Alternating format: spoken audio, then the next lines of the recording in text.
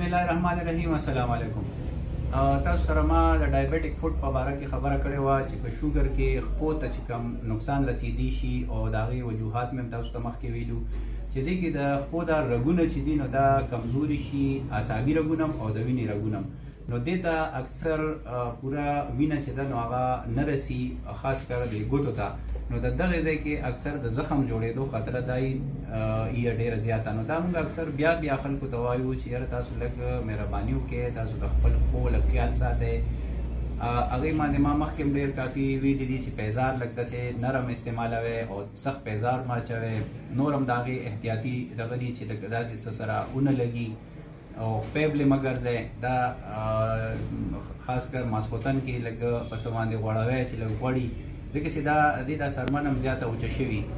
نو دا بازدرخان دی د دیر نه راغلی دي، نو مخکې هم دي داسې یو میاشت مخکې راغلي وو. نو دي ته یو خو شوګر دی او دي ته خپه کې لږ زخم دغه شوی دی.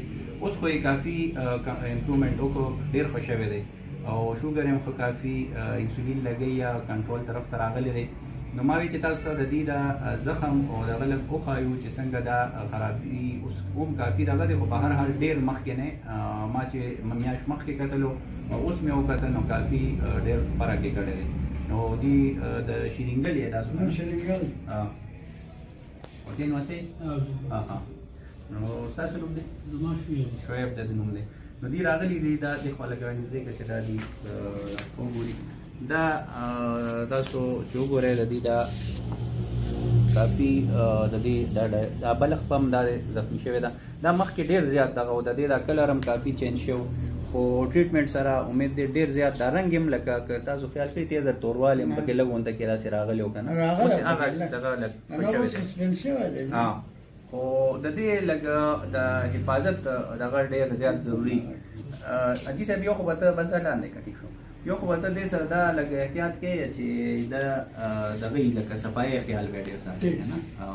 بل لږ جرابې نری غونډه کې داسې ورسره اچوې نو هغه به هم ډېر زیات جرابې نه دي دغه پټی کام ولا پټی نه او که داسې نری داسې کپړی یا دغه ته توی که نه سپتاري پټی کام هغه هم ډېر ښه که نه. دا دوايي چې دی راته لیکلي وی څه ملهم یا څه او هغه خو راته لیکم که نه، ملهم هم درته دی دا خو چې کوم څه پکار دي توره دوايي نه ده هغه څه پایوډین په هغو باندې په ټیم دغه کام هغه خو هم لږ داسې کوه چې پایوډین به لږ داسې اوبه به تړمې کې نو په هغې کې به لږ پایوډین واچوي. ډایرکټ پایوډین به په دې باندې نه دغه کوي نو هغې باندې بیا صفایي کوي. او ډایرکټ پایوډین هم چې ته دغه کوې نو هغې کې هم لږ غونډه کې د زخم لپاره لږ تیز وي که نه. نو چې کله ته د اوبو کې لږ غونډه کې مالګه او فوټ کېدلې اوبه چې که نه چې هغه بیا لږې تړمې شي نو بیا پکې لږ غونډه کې نو هغې سره چې صفایي کوې نو بیا ډېره ښکلې صفایي. نو دا یو څو خبرې وې چې دې کې د شوګر کنټرول ډېر زیات ضروري دی. اوس دا ټول نښه خبره ده چې د انسولین لګوي. اوس هم چې د دې موږ بلډ شوګر دې ټایم کې چې دی نو 103 بلډ شوګر دی. HbA1c چې دا کم د 3 میاشتو ټیسټ چې مخکې چې ولا مونږ کم کړو نو هغه د دې 11 وه، اوس دا دی چې دی نو په 9 ته راغلی دی 9.5. نو دا ډېر زیات ښه والي طرف ته روان دی.